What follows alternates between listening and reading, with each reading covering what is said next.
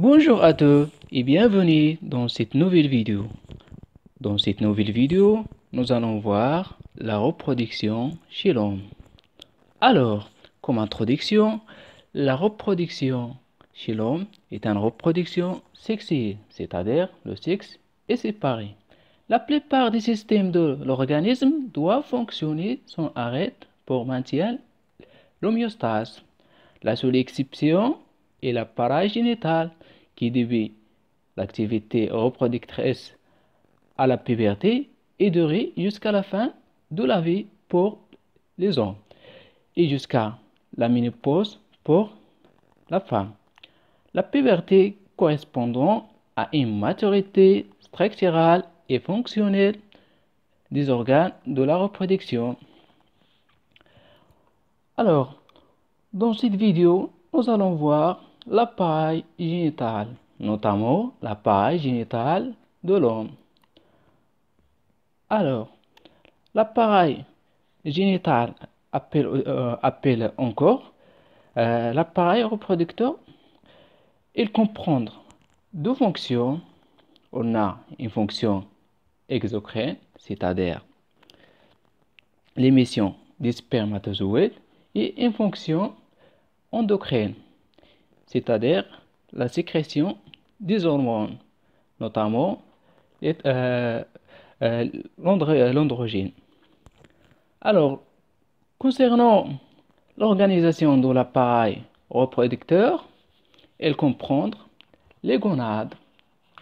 Les gonades, les testicules, on a les voies génitales qui conduisent les spermatozoïdes.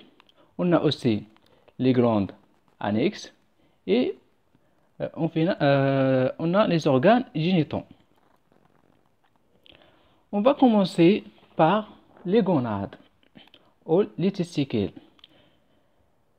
Alors, les testicules sont des glandes génitales mâles produisant des spermatozoïdes. Chaque glande est enveloppée par deux tuniques, un externe, vaginal, deux testicules et une membrane fibreuse interne. C'est l'albigénèse. Le testicule renferme 200 à 300 lobulaires. Chaque lobule contient un à 4 tubes séminifiques.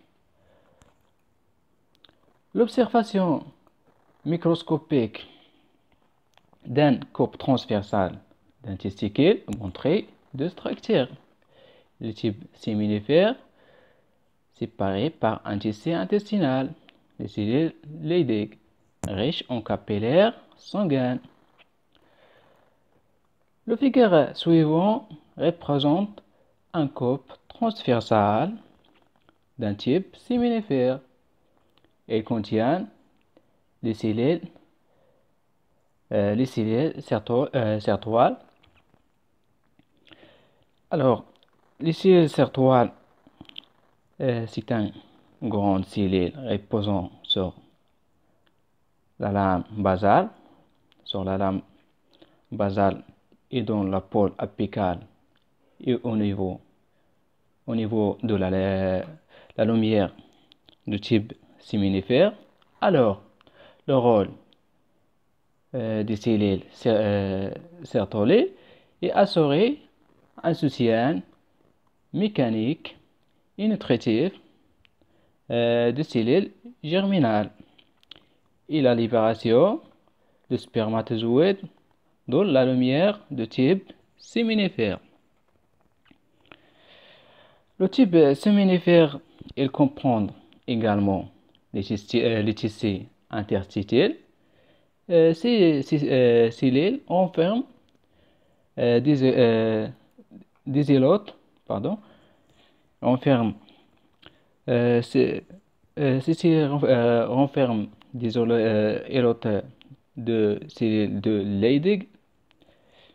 Le cellules de Leydig qui élaborent les androgynes testiculaires principalement, la testostérone. Concernant les glandes annexes, on a trois glandes. La première glande, c'est la vésicule séminale. La vésicule séminale qui assure la motilité et le pouvoir fécondant de la spermatozoïde par la sécrétion de fructose nécessaire pour les nutriments des spermatozoïdes et par vitamine C et des protéines coagulantes et aussi sécrétion de prostaglandine.